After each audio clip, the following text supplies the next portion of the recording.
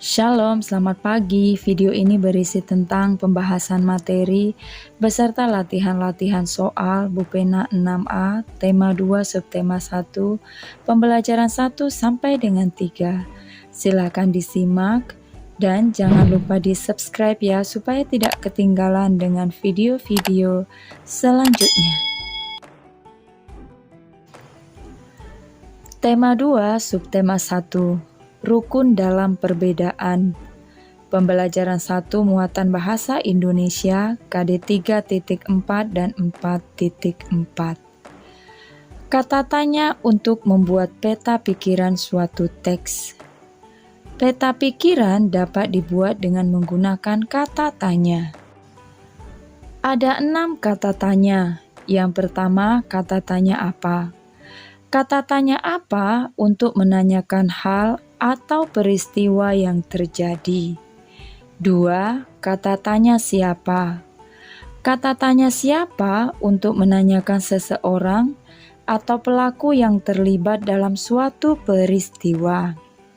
3. Kata tanya kapan. Kata tanya kapan untuk menanyakan waktu terjadinya suatu peristiwa. 4. Kata tanya di mana. Kata tanya di mana untuk menanyakan tempat terjadinya suatu peristiwa. 5. Kata tanya mengapa. Kata tanya mengapa digunakan untuk menanyakan penyebab terjadinya suatu peristiwa. 6. Kata tanya bagaimana. Kata tanya bagaimana untuk menanyakan cara atau proses terjadinya suatu peristiwa. Bupena 6A halaman 77 sampai dengan 78, latihan muatan bahasa Indonesia KD 3.4 dan 4.4. Buatlah peta pikiran berdasarkan informasi yang terdapat dalam teks di buku Bupena halaman 77 sampai dengan 78.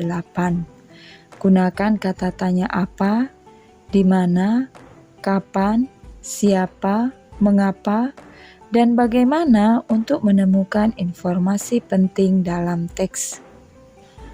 Berikut ini contoh pertanyaan dengan menggunakan 6 kata tanya untuk membantu membuat peta pikiran. Pertanyaan yang pertama, peristiwa apa yang sedang terjadi?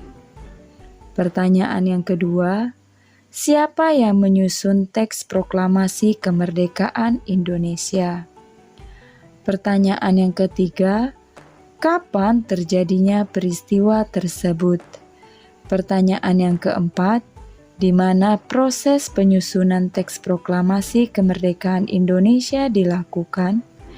Pertanyaan yang kelima, mengapa peristiwa tersebut dapat terjadi? Pertanyaan yang keenam, bagaimana penyusunan teks proklamasi kemerdekaan Indonesia dilakukan? Berdasarkan 6 pertanyaan ini, kita memperoleh informasi yang terdapat pada teks halaman 77 sampai dengan 78.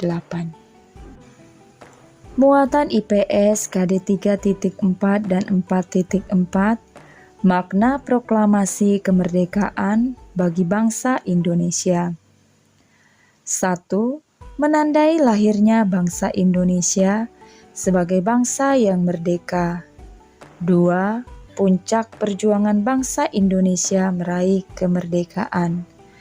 3. Pengakuan dari dunia luar. 4. Bukti bahwa Indonesia merupakan bangsa yang mandiri. Serta 5. Landasan untuk bersikap terhadap dunia. Berikut ini adalah gambar pembacaan teks proklamasi oleh Insinyur Soekarno. Bupena 6A halaman 79 sampai dengan 80, latihan muatan IPS KD 3.4 dan 4.4. 1. Peristiwa proklamasi kemerdekaan merupakan puncak perjuangan bangsa Indonesia meraih kemerdekaan. Menurutmu, apakah setelah itu bangsa Indonesia harus tetap berjuang mempertahankan kemerdekaan Indonesia. Mengapa demikian? Jawabannya, bangsa Indonesia harus tetap berjuang mempertahankan kemerdekaan Indonesia agar tidak ada lagi bangsa asing yang dapat menjajah dan memaksakan kehendaknya kepada bangsa Indonesia. 2. Proklamasi kemerdekaan menandai lahirnya persamaan harkat derajat bangsa Indonesia di dunia. Apa saja bentuk persamaan harkat derajat tersebut?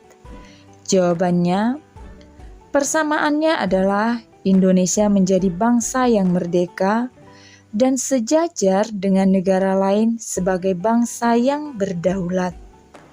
3. Mengapa para pemuda menginginkan kemerdekaan Indonesia bebas dari pengaruh bangsa asing? Jawabannya, pemuda ingin menunjukkan bahwa kemerdekaan Indonesia merupakan murni hasil perjuangan bangsa Indonesia. Kemerdekaan Indonesia bukan hasil dari pemberian bangsa asing. Proklamasi kemerdekaan Indonesia membuktikan keberhasilan bangsa Indonesia mengusir penjajah. 4. Pada saat Perang Dingin, bangsa Indonesia memilih untuk menjadi negara netral yang bergabung dalam gerakan non-blok. Setujukah kamu dengan keputusan Indonesia saat itu yang menunjukkan kebebasan Indonesia dalam bersikap terhadap dunia? Jelaskan pendapatmu. Jawabannya, setuju.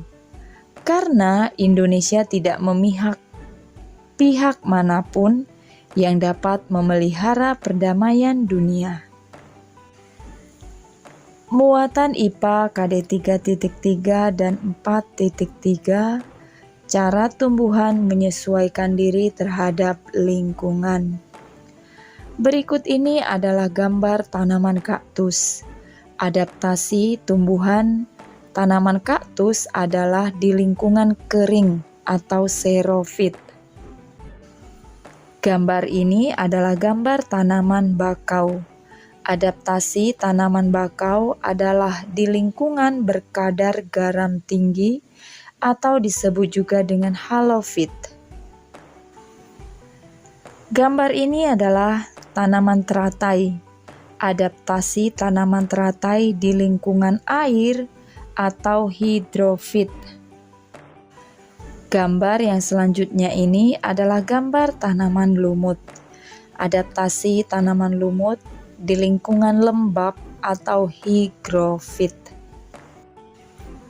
Gambar ini gambar tanaman kantung semar. Adaptasi tanaman kantung semar di lingkungan miskin nitrogen. Gambar yang selanjutnya adalah tanaman Rafflesia. Tanaman Rafflesia mengeluarkan bau busuk untuk menarik perhatian serangga. Serangga yang dimaksud di sini biasanya lalat. Serangga yang hinggap dapat membantu penyerbukan. Bupena 6A halaman 82, latihan muatan IPA KD 3.3 dan 4.3. 1. Lengkapilah kalimat berikut dengan jawaban yang tepat. 1A. Kaktus memiliki batang tebal yang berfungsi untuk. Jawabannya, menyimpan cadangan air. 1B.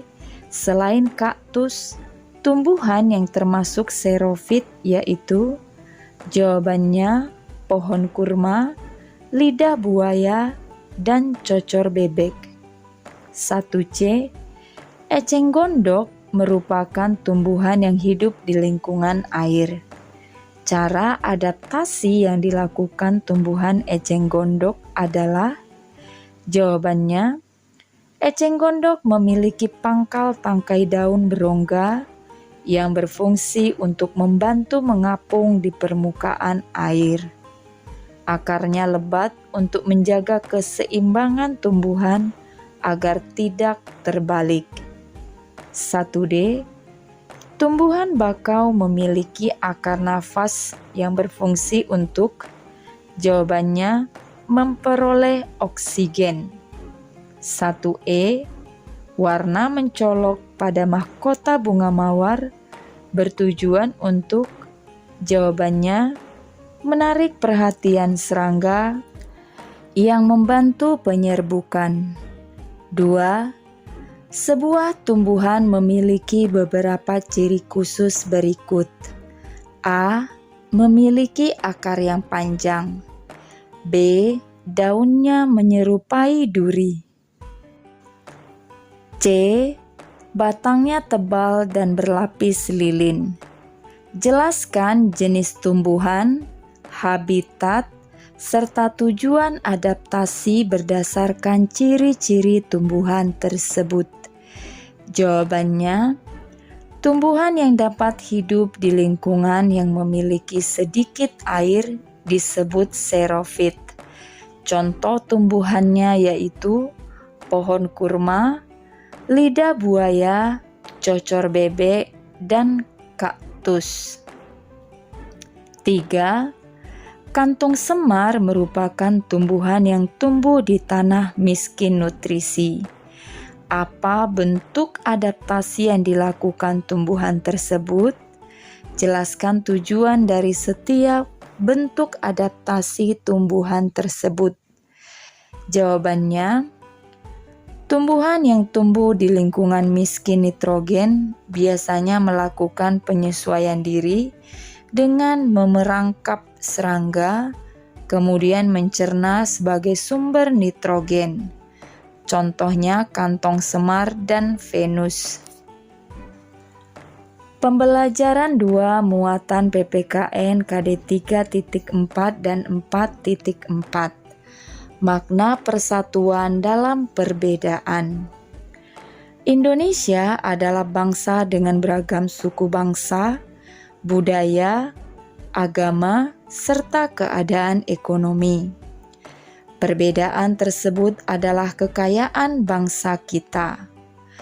Untuk menjaga semangat persatuan dalam perbedaan, kita perlu hidup dengan rukun. Hidup rukun dapat dibangun mulai dari lingkungan keluarga, sekolah, hingga masyarakat. Bupena 6A halaman 85, latihan muatan PPKN KD 3.4 dan 4.4. 1. Bacalah cerita di buku Bupena halaman 85. Selanjutnya jawablah pertanyaan yang diberikan. 1A. Apakah tokoh-tokoh dalam cerita tersebut telah menunjukkan sikap persatuan dalam perbedaan? Jelaskan. Jawabannya ya, karena tokoh-tokoh dalam cerita hidup dengan rukun. 1B. Apakah contoh perbedaan yang ada di cerita tersebut? Jawabannya, perbedaan suku dan agama. Pertanyaan nomor 2, apa saja sikap yang diperlukan untuk mencapai persatuan dalam perbedaan? Jawabannya, peduli, mendahulukan kepentingan bersama, toleransi kepada orang lain. 3. Apa manfaat hidup rukun dalam kehidupan sehari-hari? Jawabannya, A. Menciptakan kedamaian. B. Hidup menjadi lebih aman, nyaman, dan tenteram. C. Menghindari perselisihan. D. Dapat saling membantu ketika mengalami kesusahan. Serta E. Mempererat persatuan dan kesatuan bangsa. 4. Tuliskan 3 contoh kegiatan yang menunjukkan persatuan dalam kehidupan sehari-hari. Jawabannya, bermain bersama, belajar bersama, bergotong royong, bermusyawarah. Muatan SBDP KD 3.3 dan 4.3, Pola lantai dalam gerak tari. Pola lantai merupakan garis yang dilalui penari saat melakukan gerak tari. Pola lantai dapat dibentuk secara tunggal, berpasangan, atau berkelompok. Terdapat dua pola garis dasar pada pola lantai, yaitu garis lurus dan lengkung. Berikut ini contoh pola garis lurus. Yang pertama pola horizontal, 2 pola diagonal, 3 pola vertikal, 4 pola zigzag, 5 pola segi 4, 6 pola segi 5, dan 7 pola segi 3. Yang kedua pola garis lengkung. Contohnya 1 pola lengkung ke depan, 2 pola lengkung ke belakang, 3 pola angka 8, dan 4 pola lingkaran. Pembelajaran 3 muatan IPA KD 3.3 dan 4.3. Cara tumbuhan melindungi diri. Berikut ini contohnya tumbuhan mawar. Cara melindungi dirinya adalah dengan memiliki duri pada tanaman mawar. Memiliki rambut halus untuk melindungi diri pada tanaman jagung. Memiliki duri yang tajam untuk melindungi diri pada tanaman nanas. Menghasilkan getah untuk melindungi diri pada tanaman karet.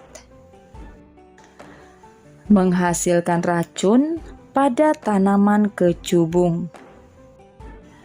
Bupena 6A halaman 89 latihan muatan IPA KD 3.3 dan 4.3. 1. Lengkapilah kalimat berikut dengan jawaban yang tepat. 1A. Contoh tumbuhan yang memiliki duri pada batang untuk melindungi diri adalah, jawabannya mawar dan rotan. 1B. Duri pada tumbuhan kaktus berfungsi untuk, jawabannya melindungi diri dari pemangsa. 1C. Sebagai bentuk perlindungan diri dari pemangsa, tumbuhan bambu memiliki titik-titik pada batangnya. Jawabannya rambut halus. 1D. Peranan getah karet bagi tumbuhan karet adalah sebagai, jawabannya perlindungan diri dari pemangsa. 1E. Bentuk perlindungan diri yang dimiliki oleh tumbuhan kecubung adalah, jawabannya racun. 2. Tuliskan alat perlindungan diri yang dimiliki tumbuhan berikut. Jawabannya, tumbuhan salak memiliki alat perlindungan diri berupa duri.